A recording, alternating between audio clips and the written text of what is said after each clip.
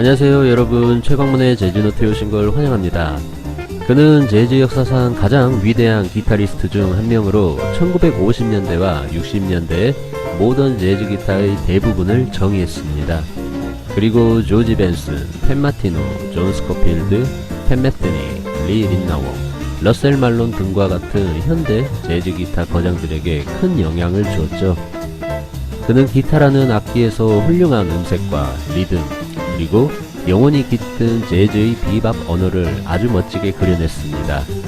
모든 것을 엄지손가락 하나로 끝내버렸던 독보적인 재즈 기타리스트 웨스 몽고메리입니다.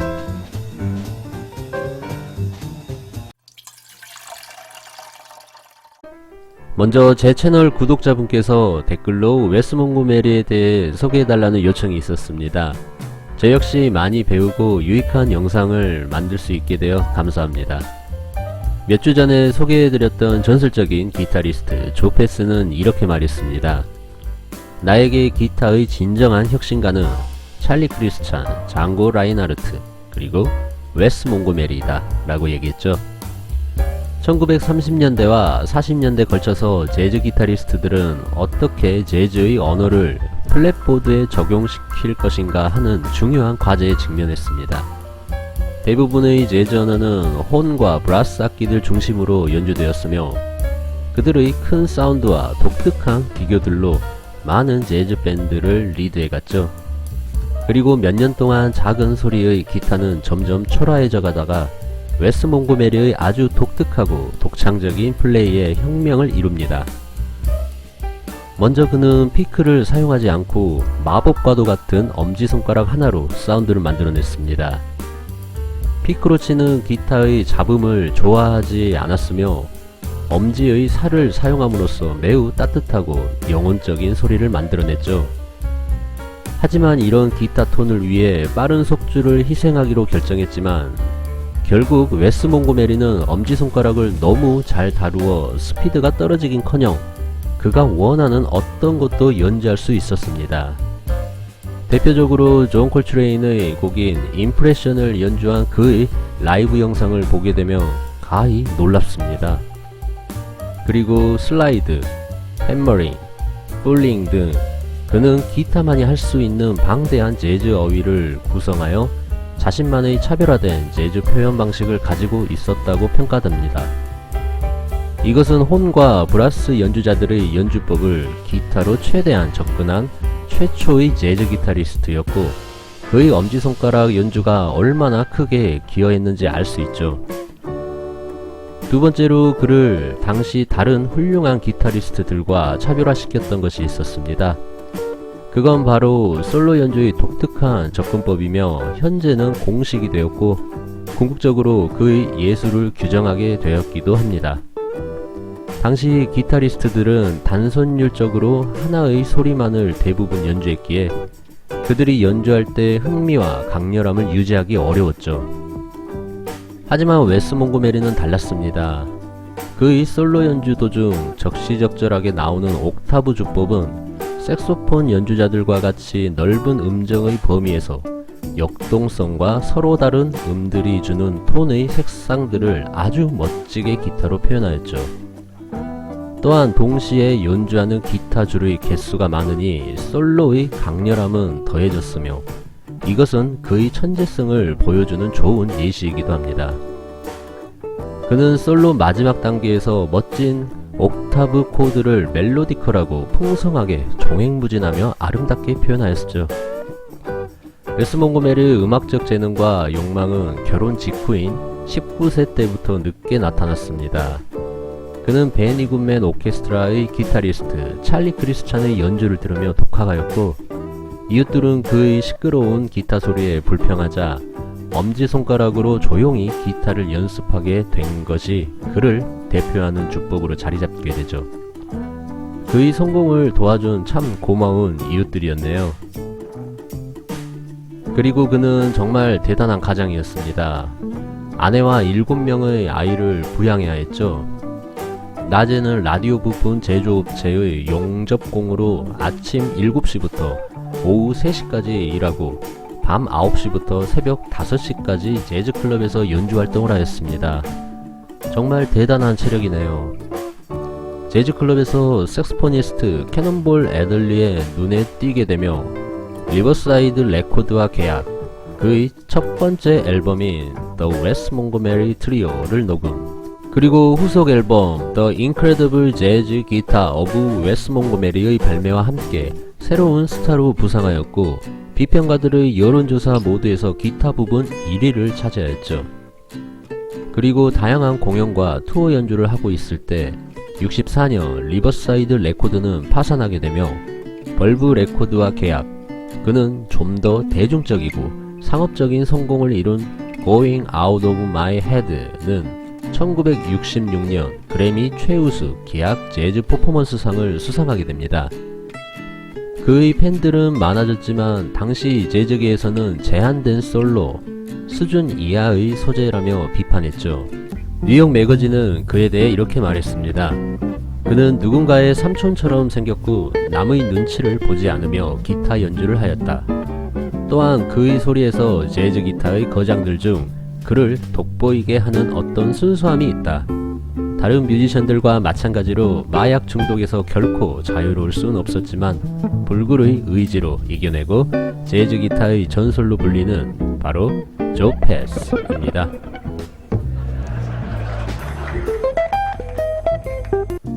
조 패스의 재즈 기타가 유명하고 교과서로 불리는 이유도 아마 코드를 연주함과 동시에 솔로 플레이를 하는 거죠.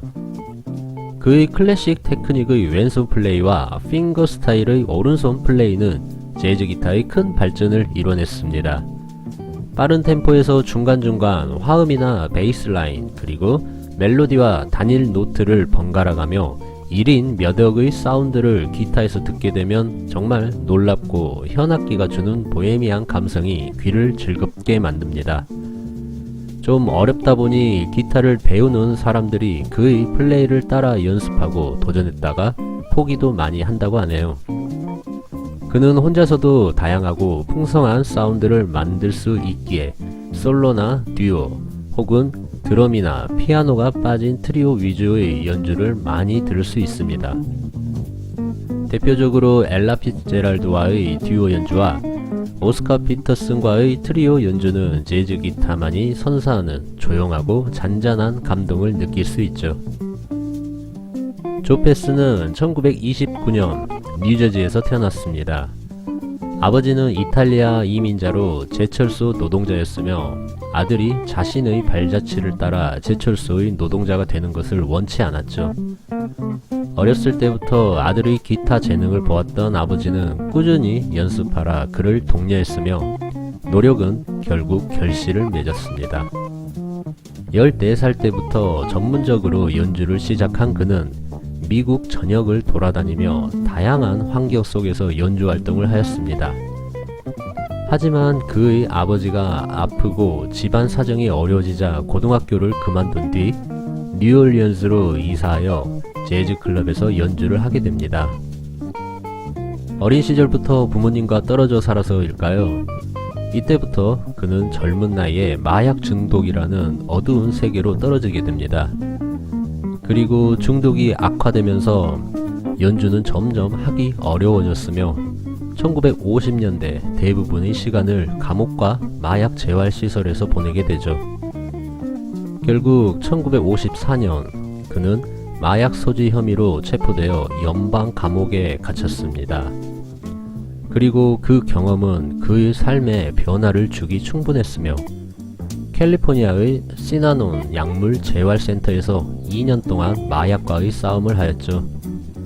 다행히도 조 패스는 재활센터에서 자신과 비슷한 처지의 재즈 뮤지션들과 함께 하였기에 성공적으로 재활 프로그램을 마치게 됩니다. 그리고 그는 1962년 첫 데뷔 앨범 Sounds of Sinead을 약물센터 환자들과 함께 녹음 발매하게 되었죠. 그 후 그는 재즈계에서 가장 원했던 세션 기타리스트 중 한 명이 되었습니다. 앞서 말한 다양한 거장들과 함께 앨범 녹음을 했으며 오늘 제가 소개해드리는 앨범은 그의 1982년작 The Joe Pass Trio Eximius입니다. NHOP가 베이스를 연주하고 그의 화려하고 꽉 찬 사운드의 기타 플레이는 정말 놀라울 따름입니다. 음악을 들을 수 있는 링크를 아래 설명란에 적어 놓도록 하겠습니다. 워낙 유명한 거장이다 보니 그의 음악 경력 이야기보단 전기와 약물 중독에 관한 이야기가 길어졌는데요. 그는 늦은 나이에 결혼도 하고 다양한 연주 활동을 펼쳤으나 안타깝게도 1994년 간암 진단을 받은 후 65세의 나이로 세상을 떠났습니다. 그는 뛰어난 기타의 재능만큼 아주 겸손했으며 또한 훌륭한 교사이기도 했습니다. 그리고 음악 분야에서 그의 오랜 경력은 끝없는 인내와 지구력에 대한 증거라 할 수 있으며 전 세계 많은 음악 대학들이 오늘날까지도 그의 독특한 기타 스타일을 연구하고 개발해냈죠. 지금까지 시청해주셔서 고맙습니다. 저는 이 뮤지션을 포플레이의 매직 카펫 라이드라는 곡을 듣고 처음 알게 되었습니다. 그때가 20대 초반이었는데요. 당시 많은 음악을 듣지 않고 편식을 했던 저에게 재즈 음악에 대한 또 다른 세상의 눈을 번쩍 띄게 만들어주었죠. 와, 어떻게 기타 사운드가 이리도 유려할 수 있나 생각했습니다. 퓨전 재즈계와 세션 재즈계의 거장이자 살아있는 전설이며 재즈를 기반으로 다양한 장르의 음악들까지 고루 흡수한 재즈 기타리스트 리 린나워입니다. 구독과 좋아요 및 여러분들의 다양한 의견 댓글로 많이 부탁드립니다.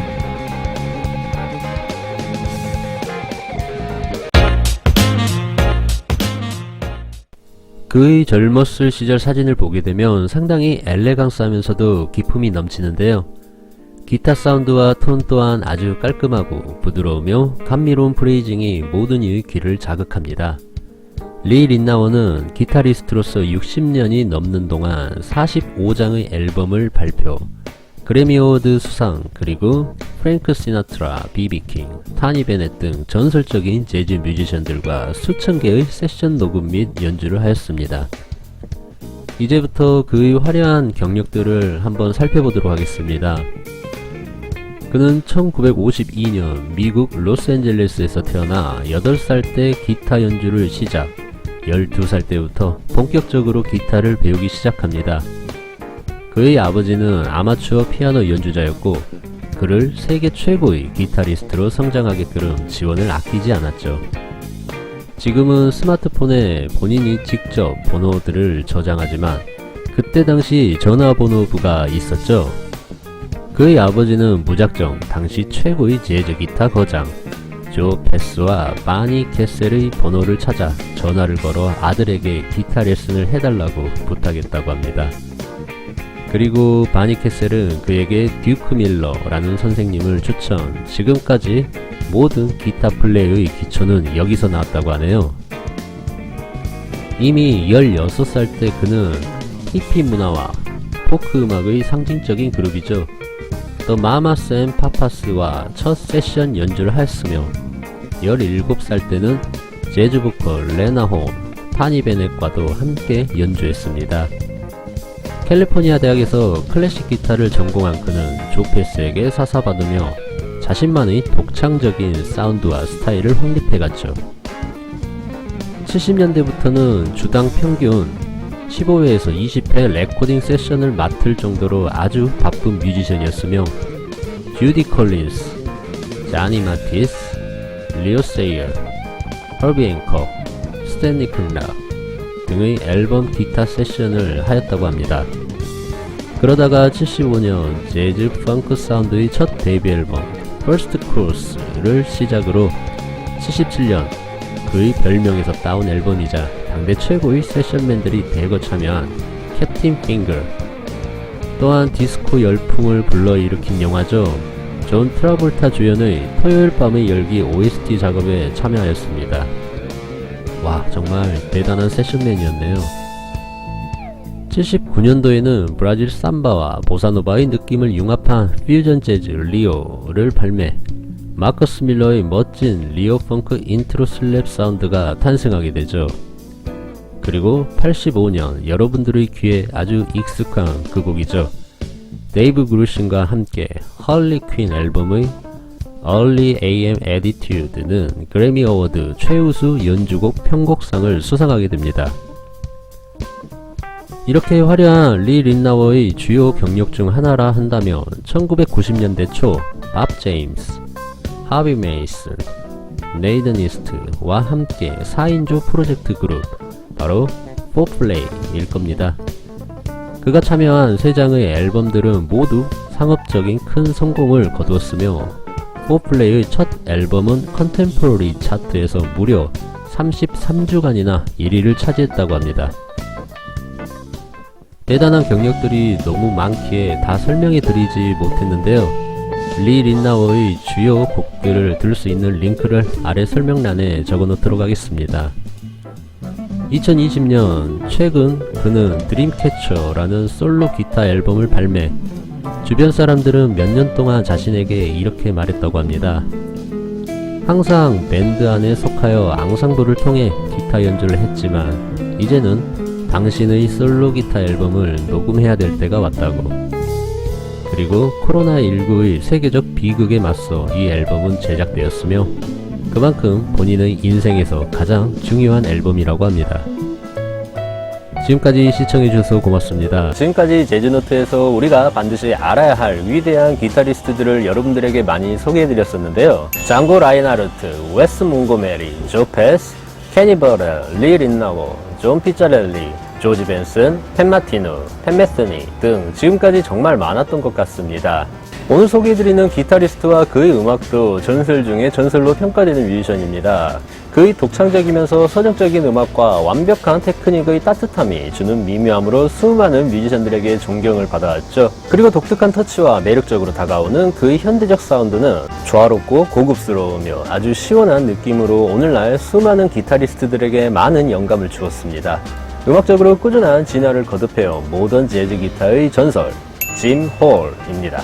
그는 재즈 기타의 한계를 뛰어넘었습니다. 그리고 20세기 재즈 거장들과 함께 공연하며 재즈 역사의 한 부분을 차지하기 충분한 뮤지션입니다. 대표적으로 피아니스트 빌 에반스와 보컬 엘라 피츠제랄드, 색스폰의 소니 롤린스, 폴 데스몬드, 드럼의 치코 해밀턴, 베이스의 론 카터 등이 있죠.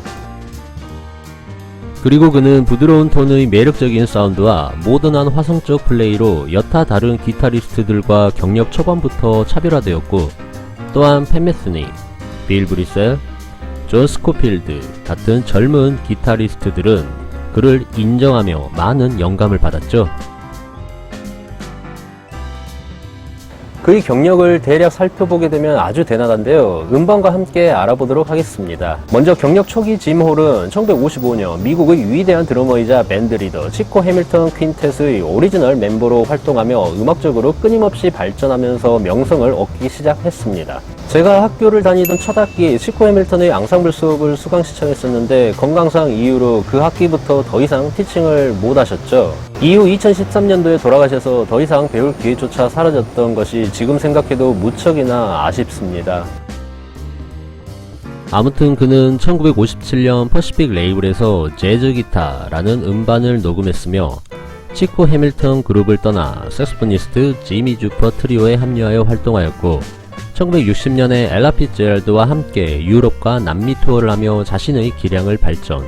남미에서 이것은 그의 보사노바 장르 음악에 큰 영향을 끼쳤던 좋은 경험이 되었습니다.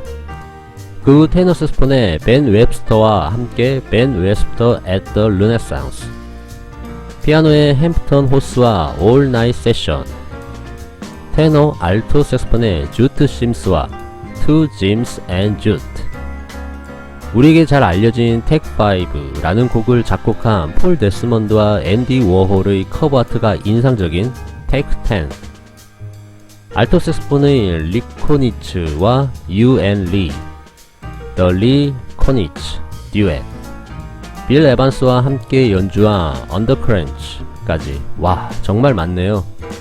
오늘 설명란은 음반 링크들로 가득 차 있을 것 같은데요. 모두 멋진 명반들로 음악을 들을 수 있는 링크를 아래 설명란에 적어 놓도록 하겠습니다.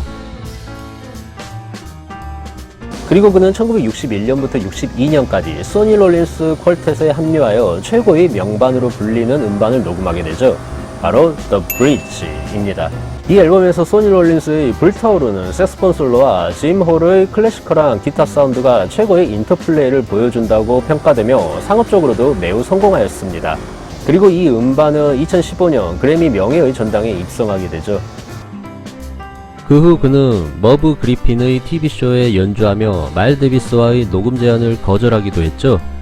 하지만 다시 재즈 무대로 돌아와 1966년 빌 에반스와의 두 번째 듀오 앨범 인터모듈레이션, 1972년 론 카터와 최고의 라이브 듀오 앨범 Alone Together 같은 앨범들을 녹음하며 뮤지션들과 거의 텔레파시적인 소통을 보여주는 최고의 듀오 앨범을 선보이게 됩니다.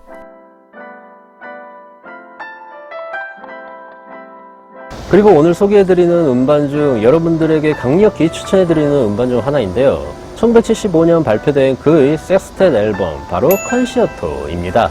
멤버들의 라인업부터가 아주 화려한데요. 색스폰의 폴 데스몬드, 트럼펫의 챗 베이커, 피아노의 롤랜드 한나, 베이스의 론 카터, 드럼의 스티브 게드로 구성되어 지몰과 함께 드림팀이라 불릴 정도죠. 평론가들은 이 앨범에서 훌륭한 그루브의 감성과 인터플레이를 보여주며 즉흥 연주보다는 분위기가 너무 멋진 앨범이라고 평가했습니다. 최고의 재즈 뮤지션들이 연주한 마지막 트랙의 콘서토 드 아랑후에즈를 들으시면 아마 예전에 방영했던 KBS2 토요명화 오프닝 곡이 바로 떠오르시면서 친숙하게 다가오실 겁니다.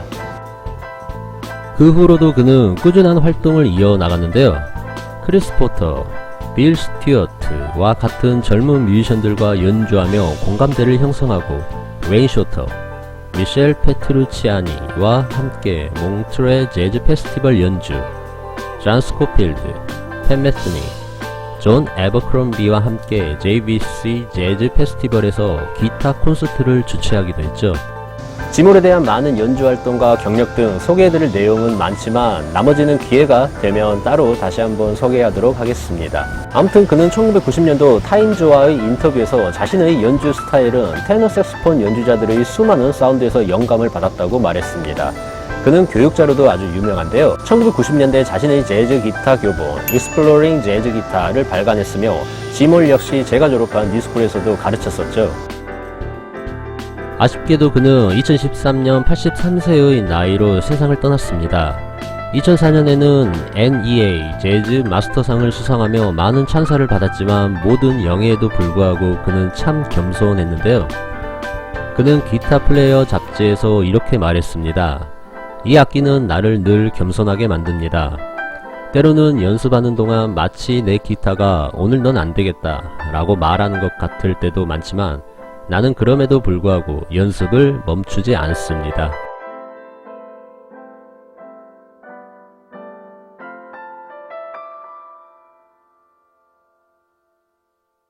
83세의 나이로 세상을 떠난 재즈 기타리스트 지몰은 엄청난 영향력을 가진 특유의 절제된 표현의 겸손한 마에스트로였으며 2012년 11월 런던 재즈 페스티벌에서 그는 이 자리에 서게 돼서 영광입니다. 하지만 난 그 어느 곳에서라도 기꺼이 연주할 겁니다. 라고 말해 연주를 하기도 전에 이미 관객들을 매료시켰었습니다. 여러분들 블루스 좋아하시나요? 참고로 블루스 댄스 아닙니다. 재즈 음악에서 블루스라는 장르는 지금까지 전 세계 대중들에게 많은 사랑을 받아온 장르이며 기타에서 나오는 영혼의 소리라 할 수 있습니다. 오늘은 블루스 기타의 거장을 소개해드리려고 합니다. 그는 유려한 밴딩과 우리 국악의 깊은 농염과도 같은 비브라토, 그리고 말하듯 호소력 짙은 스타카토 피킹으로 후대의 블루스 기타리스트들에게 지대한 영향을 미친 블루스 기타의 킹, 바로 B.B. 킹입니다.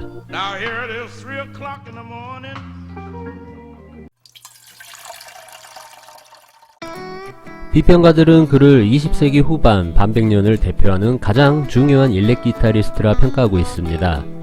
B.B. 킹은 그 위대한 만큼이나 자료가 워낙 많다 보니 오늘은 그가 어떻게 음악을 시작하게 되었는지와 연주 스타일에 대해서 알아보도록 하겠습니다. 그의 이름에서 B.B.의 의미는 바로 블루스보이입니다. 그만큼 블루스 음악에서 전설적인 인물이라는 뜻이겠죠. 그리고 그가 보여주는 음악 정신은 미국 흑인들의 소울이 잘 살아있을 뿐만 아니라 지미 앤드릭스와 U2 같은 락 아티스트들과 함께한 그의 연주는 블루스를 대중화하는 데에도 큰 몫을 했습니다. 에릭 클립튼과 같은 블루스 락 기타리스트들도 그를 아주 중요한 영향력으로 꼽았죠. 그의 연주는 5음계, 즉 펜타토닉 스케일을 기반으로 한 전통 블루스 연주였지만 여러분들도 알다시피 블루스는 스케일만 안다고 다 연주할 수 있는 것은 아니죠. 블루스에도 수많은 어휘가 존재하며 사람이 연주할 수 있는 즉흥 연주 중 맛을 살리기 가장 어려운 연주가 바로 블루스 아닌가 싶습니다. 그는 강약이 아주 잘 살아있는 다이나믹한 연주와 마치 우는 듯한 기타의 비브라토, 거기에 거칠고 자신감 있는 목소리로 열정적인 무대를 보여줬습니다. 비비킹은 1925년 미시시피주의 한 목화 농장에서 태어났습니다. 그가 어렸을 때 부모님과 헤어졌고 이후 어머니와 몇 년 동안 살다가 그가 9살 때 어머니마저 돌아가셨죠. 흑인 교회에서 음악에 대한 영감을 얻으며 가스펠 가수가 되는 꿈을 꾸었고 목사님에게 기타의 기초를 배웠다고 하네요. 10대 시절 낮에는 농장에서 트랙터를 몰며 돈을 벌고 저녁에는 길거리에서 노래를 부르며 꿈을 키워갔습니다. 결국 그는 미시시피를 떠나 흑인 음악의 모든 스타일을 찾을 수 있는 테네시주 멤피스로 향하게 되죠. 군대에서 잠시 복무한 뒤 그의 사촌인 델타 블루스 연주자 부카 화이트와 함께 살며 자신의 음악 스타일을 개발하였고 멤피스 라디오 방송국인 WDIA에서 10분짜리 자신의 쇼로 인기를 끌자 라디오 방송을 통해 얻은 블루스보이라는 별명이 비비킹이라는 예명이 된 것이죠. 재미있는 일화가 있는데요. 대부분 비비킹에 대해 아시는 분들이라면 그의 깁슨 기타 이름이 루실이라는 걸 아실 겁니다. 1950년대 중반 그는 트위스트라고 불리는 아칸소 마을에서 합동 공연을 하던 중 한 여성을 두고 무대에서 두 남자가 싸움을 하는 바람에 등유 등불이 넘어졌고 큰 화재가 나자 군중들과 함께 탈출했지만 그가 사랑하는 당시 60불짜리 어쿠스틱 기타를 놓고 왔다는 걸 알고 불타는 건물 안으로 다시 들어가 기타를 구출했다고 합니다. 다행히 목숨은 건졌고 그는 여자 때문에 싸움을 하는 미친 짓은 하지 말자는 의미에서 당시 사건의 여자 이름이었던 루실이라는 이름을 자신의 기타에 부여 이후로 비비킹의 트레이드 마크인 깁슨 기타 ES335 모델을 루실이라고 불렀다고 하네요.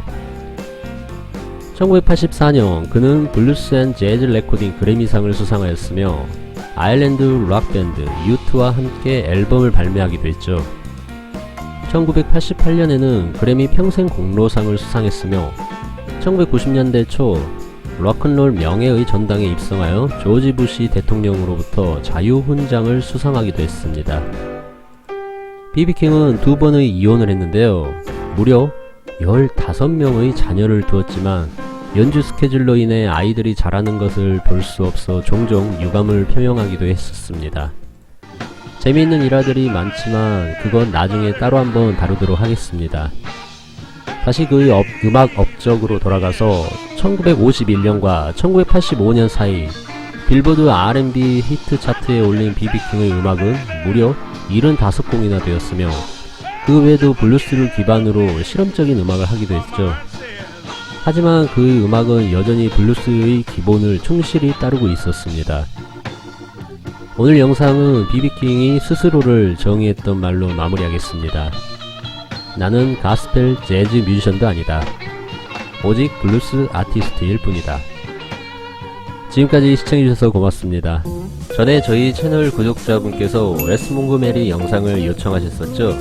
덕분에 즐거운 마음으로 영상을 제작했습니다. 이번에도 아주 멋진 뮤지션 한 명의 스토리를 요청해 주셨는데요. 오늘 소개해드릴 뮤지션은 올해 89살의 살아있는 전설이며 조화로운 창의성, 따뜻한 음색과 특유의 서정성으로 유명합니다. 그리고 그는 1956년부터 솔로, 스몰 콤보, 대형 앙상블, 심포니 오케스트라 등 다양한 재즈 사운드에서 기타리스트이자 작곡가로 활동해왔습니다. 재즈 기타리스트 중 꼭 언급되는 뮤지션이며 비밥과 블루스에 기반을 둔 절제된 멜로디 표현력이 뛰어나다고 평가합니다. 그는 50년대 중반부터 사이드맨으로 자리매김하면서 많은 재즈 기타리스트들이 오늘날까지 스스로를 평가하는 기준으로 삼은 매우 영향력 있는 기타리스트 케니 버렐입니다.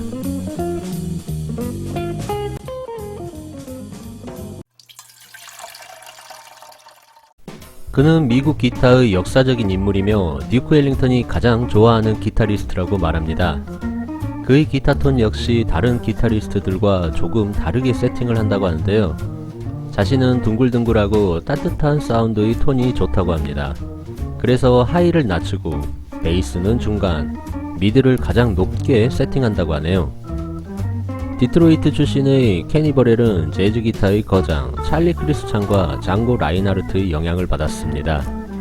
그는 12살 때 처음 기타를 공부하고 디트로이트의 재즈 친구들과 함께 연주를 시작. 대표적으로 토니 플래니건, 페퍼 아담스, 엘빈 존스 등 이름만 들어도 최고의 뮤지션들과 함께 자랐죠. 토미 플래니건은 훗날 존 콜트레인의 자이언트 스텝 앨범을 녹음하면서 명성을 얻게 됩니다.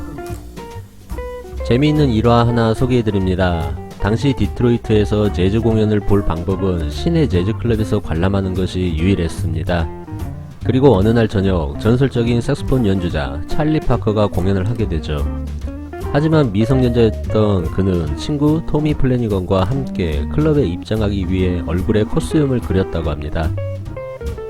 1951년도 대학생이었던 케니 버렐은 디지 길레스피 그룹의 일원으로 음반을 녹음하게 되고 대학을 졸업한 후 55년도 오스카 피터슨과 함께 6개월간의 투어 연주를 통해 뉴욕으로 이주를 결심하게 됩니다. 그리고 이듬해 그는 토미 플래니건과 차를 몰고 뉴욕으로 가서 곧바로 뉴욕 재즈 씬에 입성하게 됩니다. 그리고 이렇게 두 친구는 토니 베넷, 레나 홀은, 존 콜트레인, 케니 도엠, 지미 스미스 등 전설적인 뮤지션들과 공연을 하며 가장 인기 있는 사이드맨으로 떠오르게 되죠. 블루노트 레이블에서 그를 소개하는 첫 리더 데뷔 음반 Introducing Kenny Burrell을 1956년 발표하게 됩니다. 오늘 제가 여러분들께 추천해드리는 앨범인데요. 첫 곡 This Time the Dreams on Me는 멋진 업템포의 비밥곡으로 그의 부드러우면서도 버터 같은 음색과 명쾌한 재즈어이가 돋보이며 콩가 연주가 곡의 리듬감을 더욱 흥겹게 합니다. 버렐과 플래니건의 솔로도 깊은 인상을 남겨주죠. 두 번째, Fugue and Blues는 바흐 스타일의 카운터 포인트가 융합된 곡으로 폴 챔버스의 베이스가 먼저 연주되는 케니 버렐의 오리지널 곡입니다. 멜로디 모티브를 연상시키는 솔로 연주가 인상적이죠.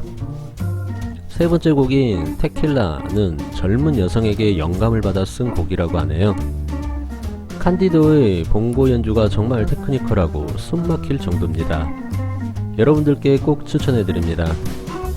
그리고 1963년 미드나잇 블루, 그리고 1965년 작편곡자이며 밴드 리더 길 에반스의 편곡과 지휘가 돋보인 기타 폼스, 1968년도의 블루스 The Common Ground, 이렇게 3개의 앨범을 그의 최고의 앨범으로 꼽습니다. 음악을 들을 수 있는 링크를 아래 설명란에 적어놓도록 하겠습니다. 그 후 그는 듀크 앨링턴의 음악에 대해 다양한 대학 세미나를 열었고 80년대와 90년대에 걸쳐 공연, 녹음 및 강의를 이어갔으며 리더로서 90장 이상의 앨범을 녹음했습니다. 케니 버렐은 뛰어난 재즈 교육자이기도 했습니다.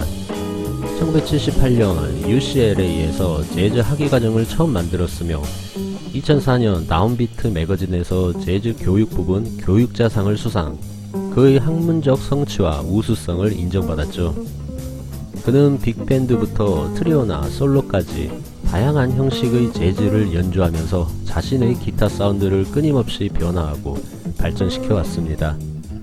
자연스럽고 낮은 볼륨의 어쿠스틱 사운드를 위해 꾸준히 노력해오며 제한된 볼륨 범위에서 작업함에 따라 자신이 좋아하는 모든 미묘한 소리를 탐구할 수 묘하고 속삭이는 듯한 보사노바의 창시자 중 한 명으로 종종 그는 20세기 브라질의 조지 거신이라 불리며 가장 위대하고 혁신적인 음악가 중 한 명으로 널리 칭송받고 있습니다.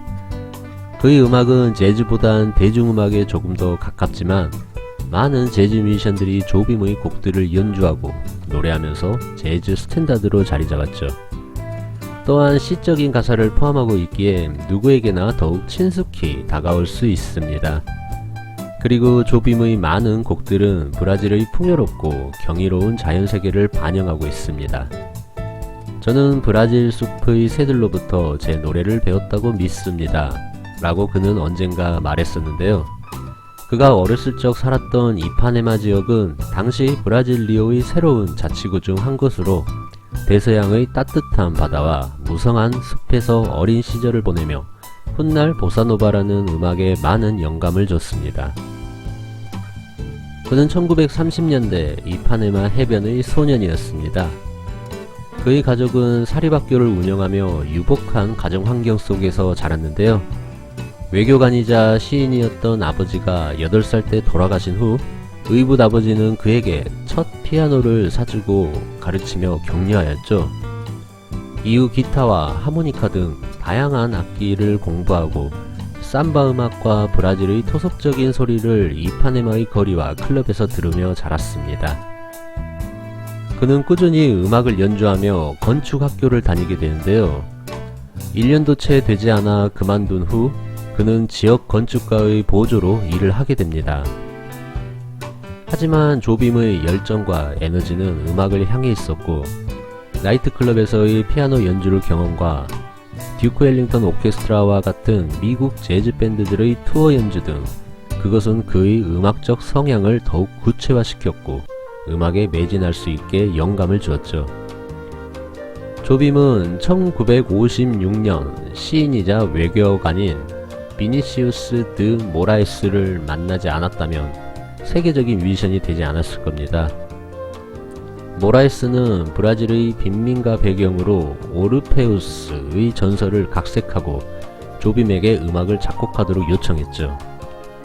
연극 공연 후 영화화된 오르페 니그로는 1959년 칸 영화제 수상과 함께 전 세계적으로 성공을 누렸습니다. 그리고 삼바 리듬에 기반을 둔 스타일의 이 음악은 새로운 물결이라는 의미의 보사노바 이름이 붙여지게 되죠.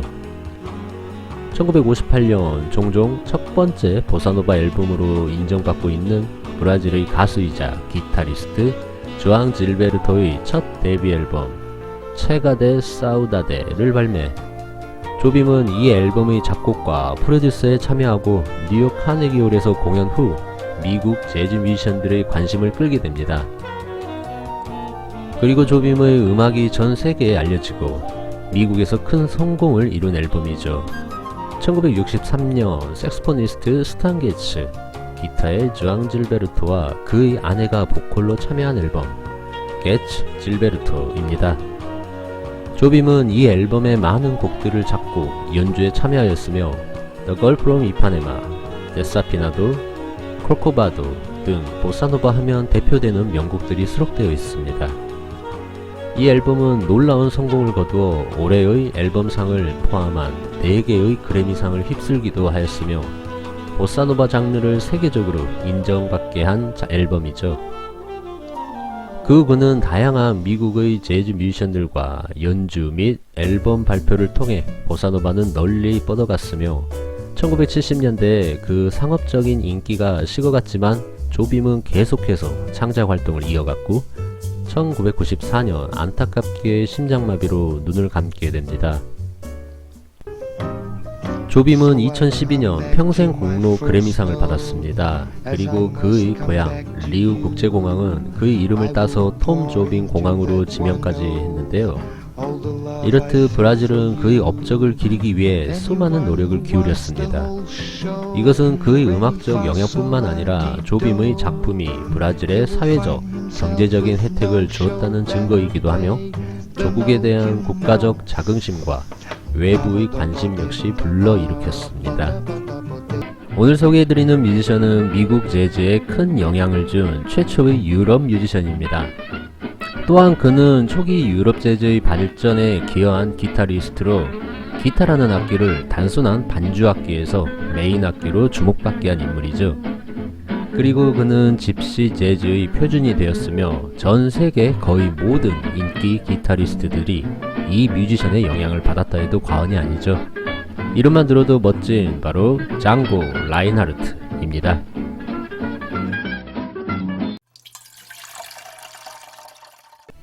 지금도 전 세계적으로 집시 스윙 혹은 집시 재즈는 장고 라인하르트가 이뤄낸 하나의 재즈 장르이자 멋진 유럽 문화의 아이콘이기도 합니다.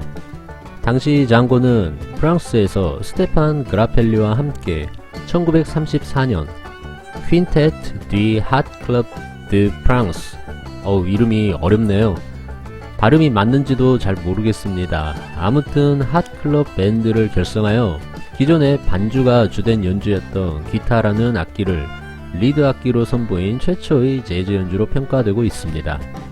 그리고 콜맨 호킨스와 베니 카터 등 많은 미국 뮤지션들과 함께 녹음하였으며 듀크 엘링턴 오케스트라와 함께 연주하면서 국제적인 명성을 얻게 됩니다. 그가 유명한 기타리스트인 이유는 또 있죠. 1928년 그가 18살 때 공연을 마치고 밤늦게 귀가한 뒤 잠자리에 드는 순간 촛불을 넘어뜨려 캐러반이 불에 탔으며 전 재산을 잃었을 뿐만 아니라 화상으로 인해 왼손을 심하게 다치게 됩니다. 왼손의 네 번째와 다섯 번째 손가락이 심하게 타버려서 의사들은 그가 다시는 기타를 연주하지 못할 거라 했죠. 기타리스트에게 사형선고나 다름없었지만 그는 새로운 테크닉을 다시 배우기 위해 끊임없는 재활과 연습을 하였습니다. 집게 손가락과 가운데 손가락을 사용하여 기타를 연주, 나머지 다친 네 번째와 다섯 번째 손가락은 발톱 형태로 가끔씩 일부 화음을 연주하였죠. 중요한 건 그의 곡을 연주해 보게 되면 네 손가락으로도 그의 기타 사운드를 따라치기 어렵다는 겁니다. 비록 손가락 장애에도 불구하고 끈질긴 성격과 그의 기술에 대한 노력으로 20대 초반 신동에서 떠오르는 거장으로 변신하였죠. 그는 어린 시절 대부분을 파리 근교 집시 야영장에서 보내며 음악에 몰두하는 여유로운 나날을 보냈습니다. 그의 아버지는 재능 있는 음악가였고 어렸을 때 캠프파이어 주변에서 처음 연주한 바이올린으로 음악을 시작했습니다. 마을의 거리에서 연주하고 악기를 고치고 바구니를 짜는 것으로 돈을 벌었다고 합니다. 시내 거리의 음악가로서 장고 라인하르트의 재능과 명성은 꾸준히 올라갔지만 앞서 말씀드린 화재로 인해 큰 부상을 당하고 재활과 연습을 통해 서서히 회복하였죠. 그리고 프랑스 전역을 여행하며 연주를 하던 도중 바이올린의 스테판 그라펠리를 만나 퀸텟을 결성하게 되죠. 이 밴드는 현악기로 구성되었으며 당시 가장 혁신적인 유럽의 재즈 그룹이 됩니다. 많은 음반들을 제작하고 콜맨 호킨스와 같은 전설적인 미국 재즈 뮤지션들과 라이브 세션 및 녹음, 그리고 당대 최고였던 루이 암스트롱과 함께 잼 세션 및 라디오 공연을 하였죠. 또한 1940년대 초까지 장고 라인하르트는 파리에서 대중들에게 가장 위대한 스타가 되었습니다. 또한 2차 세계대전 동안 독일을 위한 공연과 거액의 돈을 그는 아주 멋지게 거부하고 국가의 영웅이 되었죠. 전쟁이 끝난 후 장고 라인하르트는 미국에서 듀크 엘링턴의 오케스트라의 특별 게스트로 함께 투어하여 성공적이었지만 미국의 재즈 비평가들의 평가는 좋지 못하고 투어가 끝난 지 2주 만에 미국에 실망하여 귀국하게 됩니다. 그리고 그 후 장고는 집시 생활로 다시 돌아가고 그의 밴드와 함께 마지막 정규 앨범 장골러지를 녹음합니다. 음악을 들을 수 있는 링크를 아래 설명란에 적어놓도록 하겠습니다. 그는 은퇴를 선언하고 프랑스 사모아 쉬르센에서 말년을 보내다가 53년 뇌출혈로 갑작스런 죽음을 맞이하게 됩니다. 장고 라인하르트는 자신의 본성과 음악의 본질 모두에서 몽상가의 성격을 가지고 있었습니다. 집시 음악 특성상 귀로 배워서일까요? 뛰어나고 타고난 재능에도 불구하고 경력 초기에는 음악을 읽거나 쓸 수도 없었다고 합니다. 그의 곡들은 때론 황홀하지만 슬프기도 했죠. 장고 라인하르트는 마음속으로 연주했기에 그가 진정으로 원할 때만 연주하였으며 아마도 그의 삶은 다른 면에서도 비슷하게 행동했을 겁니다. 오늘은 자유로운 영혼이자 장애를 극복하고 재즈 기타를 밴드 리드 악기로 우뚝 서게 만든 집시 재즈의 창시자 장고 라인하르트였습니다. 여러분들 기타 좋아하시죠? 오늘 소개해드릴 뮤지션은 1944년생으로 할아버지입니다. 70년대 말 뇌동맥류 수술 후유증으로 인해 기억을 상실, 그 후 놀라울 정도로 회복하여 젊은 시절보다 더 활발한 활동을 이어간 바로 팻 마티노입니다.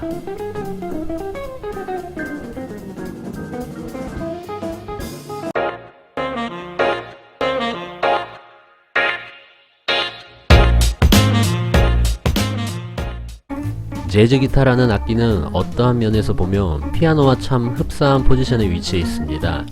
즉, 코드와 멜로디, 리듬, 이렇게 음악의 3요소를 다 연주할 수 있는 악기 중 하나인데요.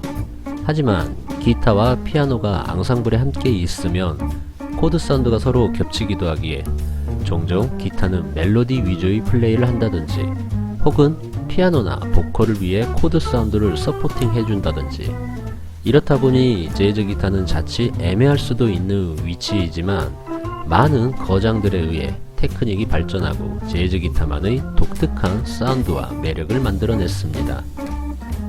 팻 마티노는 저도 개인적으로 참 좋아하는 기타리스트 중 한 명인데요. 그의 특징이라면 시원시원하면서도 끊임없는 솔로 프레이징의 기타 사운드는 듣는 내내 조마조마한 긴장감을 선사합니다. 웨스 몽고메리의 영향을 받은 그는 12살 때 학교를 그만두고 기타 연주를 시작하여 뉴욕시로 이사 후 15살의 어린 나이에 프로 기타리스트로 활동하게 됩니다. 가장 먼저 영향을 받은 기타리스트는 바로 레스 폴이었는데요. 한동안 함께 살면서 뉴욕의 다양한 재즈 클럽에서 연주를 시작했다고 하네요. 또한 많은 재즈 오르간 연주자들과 함께 연주하여 아주 풍부하고 다이나믹 넘치는 앙상블 사운드를 만들어냈죠. 그의 아주 유명한 일화 중 하나는 바로 기억상실증일 겁니다. 그는 1980년 뇌동맥류로 인한 수술 후유증으로 가족도 알아보지 못했습니다. 그전 기타리스트로서의 삶과 연주 방법조차도 잃어버린 그는 모든 것을 0에서부터 시작하면서 많은 것을 배웠습니다. 수술 후 상황에 적응하는 것은 매우 어려웠으나 과거가 아닌 현재에 집중하는 법을 배우고 창의성이 곧 행복의 원천이라는 사실을 깨닫게 되었으며 이전의 삶으로 되돌아올 수 있게 해준 것이 바로 기타였다고 하네요. 뭔가 뮤지션으로서 가슴이 웅장해집니다. 그리고 그는 코드 진행 안에서 자신만의 독특한 크로매틱과 아웃사이드 솔로 연주를 본인의 책과 강의 동영상을 통해 개념화시켰죠. 그의 녹음된 솔로 일부분의 분석이 모달로 언급되지만 본인은 그렇게 운영한 적이 없으며 항상 자신의 멜로디 본능에 의존해 왔다고 말합니다. 오늘 추천해드리는 그의 앨범 2001년 발매한 라이브 앳 요시스입니다. 블루노트 레이블로 2002년 그래미 최우수 재즈 기악 앨범에 노미네이트 되었었죠. 드럼의 전설의 빌리 핫, 그리고 환상적인 오르간 사운드를 보여주는 조이 드 프란시스코와 함께 했습니다. 두 번째 트랙의 올 블루스를 들을 수 있는 링크를 아래 설명란에 적어 놓도록 하겠습니다. 그는 우리나라에 2004년과 2017년 두 차례 내한 공연을 가졌었는데요. 얼마 전에는 만성 폐질환으로 건강이 악화되고 왼손의 손가락도 아프셔서 당분간 연주도 할 수 없다고 합니다. 얼마 전 피아니스트 치코리아의 안타까운 소식을 접하여 슬펐는데 팬 마티노 할아버지는 1980년대 뇌동맥류를 이겨내듯 무사히 회복하시길 바랍니다. 그는 한 인터뷰에서 이렇게 말했습니다. 누군가의 예술성은 곧 행복이며 창의성은 행복의 원천입니다. 오늘은 아주 멋진 재즈 기타리스트 한 명을 여러분들께 추천해드릴까 하는데요. 러셀 말론은 깔끔하면서도 공격적인 사운드와 때론 선정적인 스타일을 보여주며 그의 톤은 아름답다고 표현합니다. 그는 지난 40년 동안 재즈계에서 가장 다재다능한 기타리스트 중 한 명으로 지미 스미스, 해리 코닉 주니어, 다이애나 크롤, 론 카터 및 레이 브라운과 같은 최고의 뮤지션들과 함께 연주했습니다.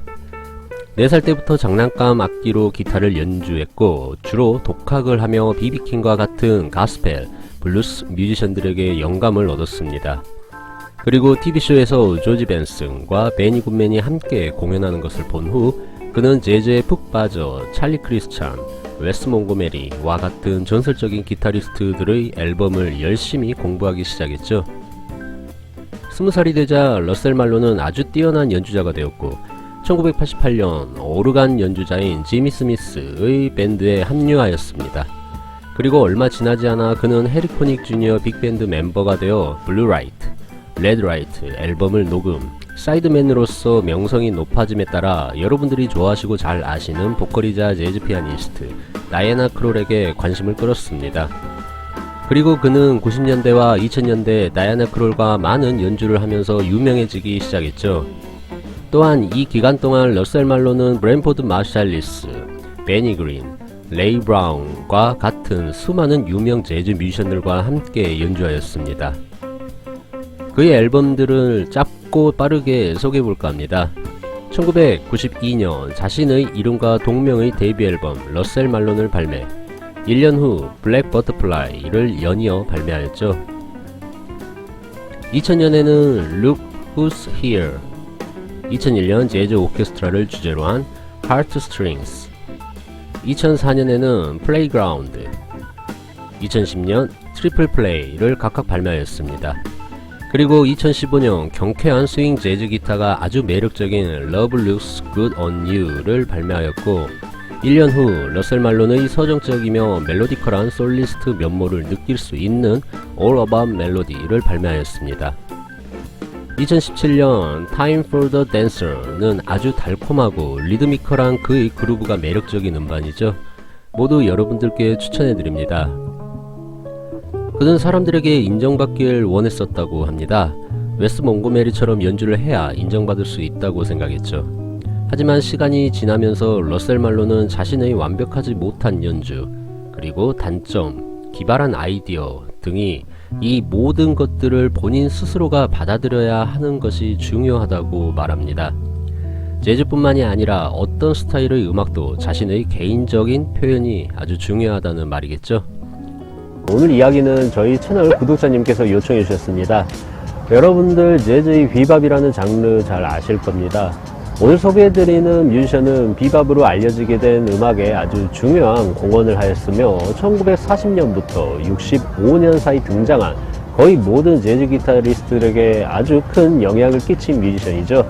바로 찰리 크리스찬인데요. 오늘 우리가 일반적으로 재즈 기타 사운드라 부르는 것을 처음 소개하고 확립한 인물입니다. 그는 기타에 대한 혁신적인 접근 방식을 보여줬는데요. 초기 재즈 기타는 밴드의 리듬 섹션 멤버로만 간주되었고 솔리스트들을 위한 반주 형태의 연주를 주로 하였습니다. 당시 대부분의 솔리스트들은 관악기나 브라스, 즉 색소폰, 트럼펫, 클라리넷과 같은 연주자들이었는데요.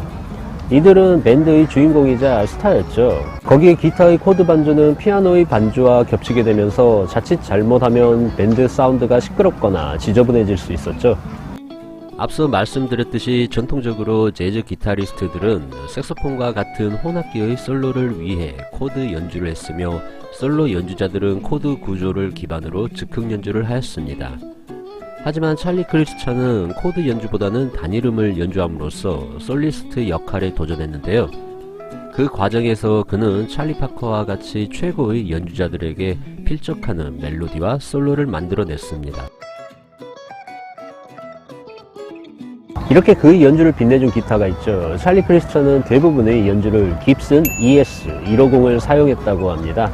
그리고 이 모델은 찰리 크리스찬 모델로 불리우며 불멸의 존재가 되었는데요. ES 150은 현재 일반적으로 찰리 크리스찬 픽업이라 알려진 싱글바 픽업이 장착되었으며, 픽업과 브릿지 사이 바디에 장착된 3개의 나사로 높이와 기울기를 조정할 수 있었습니다.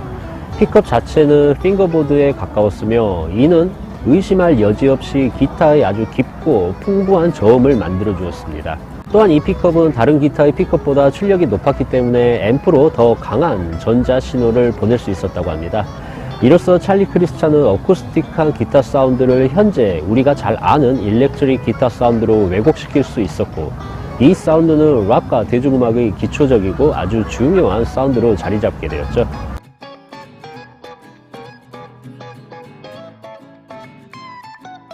이렇게 대단한 업적을 가진 그였지만 찰리 크리스찬이 주목받는 시간은 몹시 짧았습니다. 1916년 텍사스주 달라스에서 태어난 그는 어렸을 때부터 몸이 약했죠.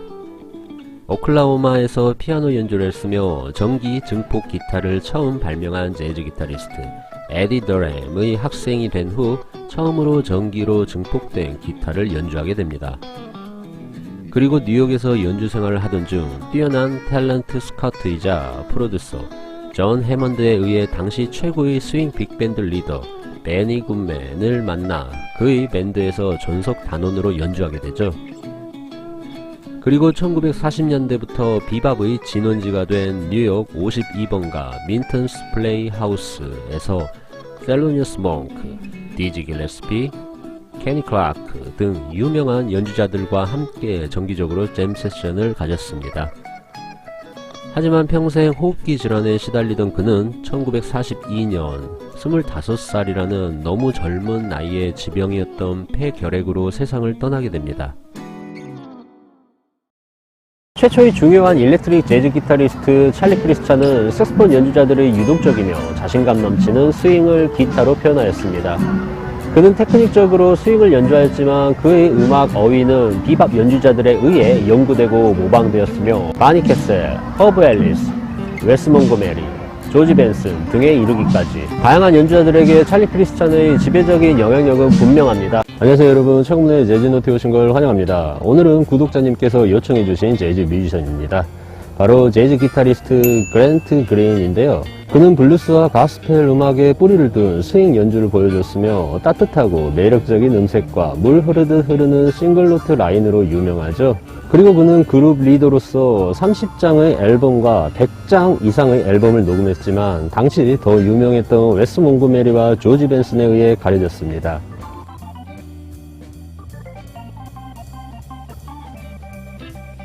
그랜트 그린은 아주 독특한 연주법으로 연주했는데요. 당시 기타리스트들이 선호하는 화음과 옥타브 주법을 피하고 싱글노트의 멜로디 스타일과 독특한 음색으로 유명했습니다.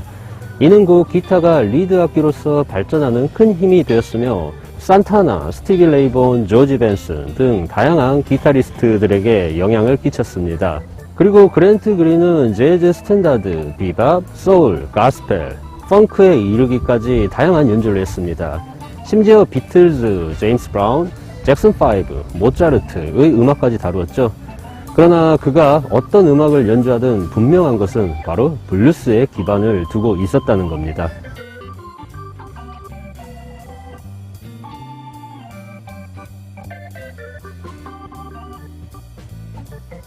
그랜트 그린은 1935년 미주리주 세인트루이스에서 태어나 아버지는 그에게 기타와 앰프를 사주었고 삼촌에게 블루스 연주를 배웠습니다.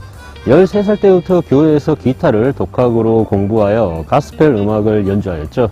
얼마 지나지 않아 그는 트럼펫의 해리 에디슨, 색소폰의 지미 포레스트와 함께 세인트루이스 음악계에서 유명한 인물이 되었습니다.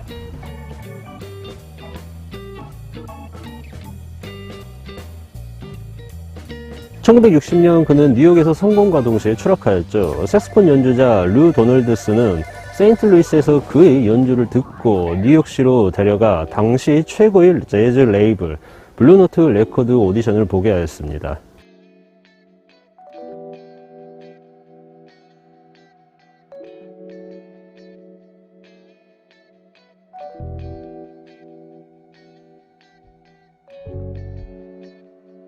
그랜트 그린은 그 즉시 블루노트의 전속 기타리스트로 고용되어 많은 세션 녹음을 하였죠.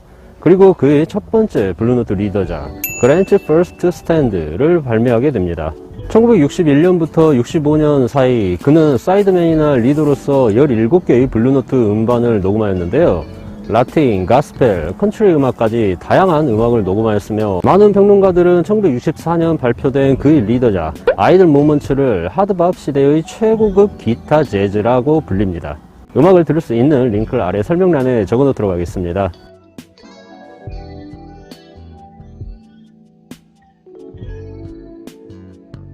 하지만 그 후 그는 점점 몰락해 갔는데요. 1966년 그는 적은 수입에 많이 좌절했습니다. 블루노트에서 자신의 앨범을 싸게 녹음할 수 있었지만 홍보가 부족했고 블루노트를 떠나 벌브 레이블에서 세션 녹음을 했지만 당시 대부분의 재즈 뮤지션들과 마찬가지로 작곡에 대한 로열티를 거의 받지 못했다고 합니다. 그리고 그는 악보를 잘 읽을 수 없었기 때문에 스튜디오 작업 또한 거의 받지 못했죠. 또한 그랜트 그린은 습관적인 마약으로 자신의 공연에 큰 지장을 받았죠. 그리고 마약 소지 혐의로 징역형까지 선고받았습니다.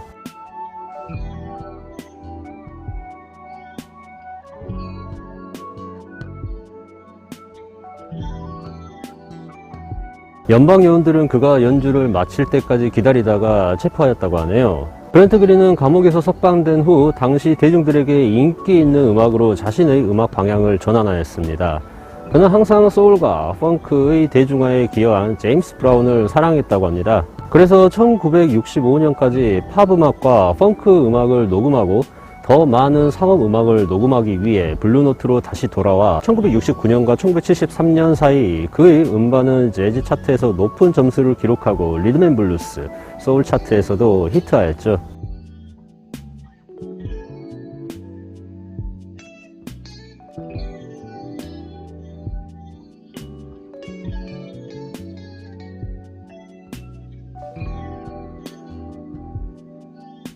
일부 평론가들은 그의 상업적인 음악에 비난하였지만 그랜트 그린은 사람들이 싫어하는 것을 연주하면서 사업을 할 수는 없다고 말했죠.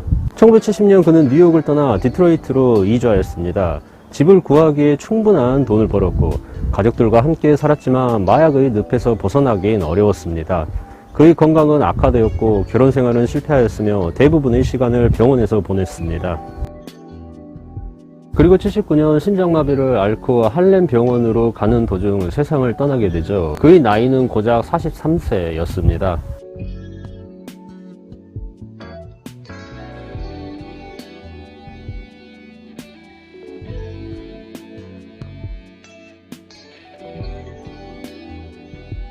지금 여기 진주성에 왔습니다. 여기 척성루고요.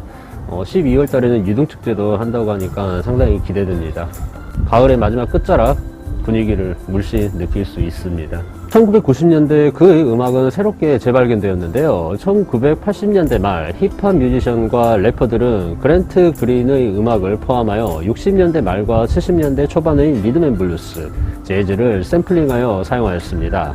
그리고 1990년대 영국의 힙합 그룹 어스3는 그의 1970년 라이브 녹음 스키스키를 디지털 방식으로 융합하여 세계적인 히트작이 되었죠. 그리고 평론가들은 그랜트 그린을 애시드 재즈의 아버지라稱성했고 그의 녹음은 재발매되기 시작했으며 바이닐 음반은 수집가들 사이에서 점점 더 인기 있게 되었죠. 찰리 파커와 같은 색소폰 연주자들의 영향을 받은 그랜트 그린의 기타 스타일은 참 독특했는데요. 그는 동시대인 웨스 몽고메리와 케니 버렐을 화음과 옥타브보단 단일 노트를 주로 연주했죠. 그리고 평론가들은 그를 좋은 멜로디를 가지고 노래를 만들 수 있다 라고 말했습니다. 그랜트 그린은 생애 동안 과소평가된 뮤지션으로 재즈 기타의 위대한 거장 중 한 명입니다. 그는 비밥을 통해 기술적 전문성보다 표현성을 우선시했습니다. 그리고 훌륭한 블루스 연주자였으며 또한 그는 놀라운 재즈 발라드 연주자였죠. 그는 재즈 기타 팬들과 학생들을 포함하여 블루스 기반의 모더니스트들 사이에서 필수적인 인물이 되었습니다. 시간이 지남에 따라 현대 미국 음악 역사에 남을 수 있는 천재성을 보여주었죠. 다음 영상은 제가 소장하고 있는 재즈 음반 추천 영상으로 찾아뵙겠습니다. 지금까지 시청해주셔서 고맙습니다. 영상이 마음에 드셨다면 구독도 부탁드리며 다음 이 시간에 유익한 뮤지션 및 앨범 이야기로 다시 돌아오겠습니다. 감사합니다.